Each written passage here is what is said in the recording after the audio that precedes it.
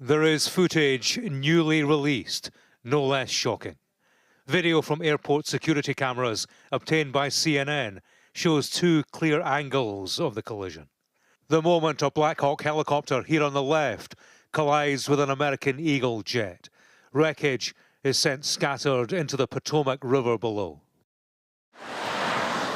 2 days on, piece by piece, wreckage is picked from the water. This is how the crash investigation looked on the riverbank. Evidence gathering as investigators build a picture of exactly what happened and why. I believe for us to recover the rest of the remains that we are going to need to get the fuselage out of the water. On a runway just yards from the recovery effort, planes come and go once more. For now, there are restrictions on helicopter flight. Investigators have recovered the two data recorders from the plane that came down. They've yet to recover the black box from the helicopter.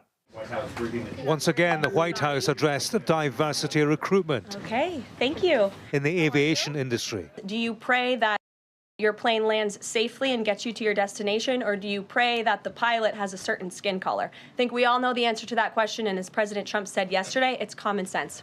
Donald Trump had raised diversity as an issue, and he'd pointed the finger at the helicopter pilots. He did so again in a social media post, writing, "The Black Hawk helicopter was flying too high by a lot. It was too complicated to understand, is it?" From opponents. It's not a moment that calls for misinformation and misdirection. From experts, there was perspective. The helicopter has recorders on board. They have yet not been recovered. So that is one area, and that is probably the most definitive way to know the exact altitude of the helicopter.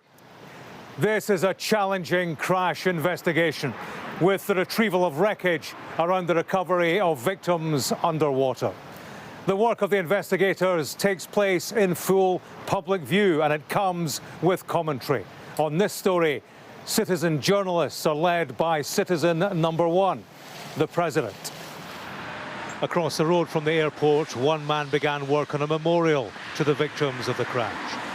Beneath Washington skies, it is a gesture to remember the tragedy they'll never forget. James Matthews, Sky News in Washington.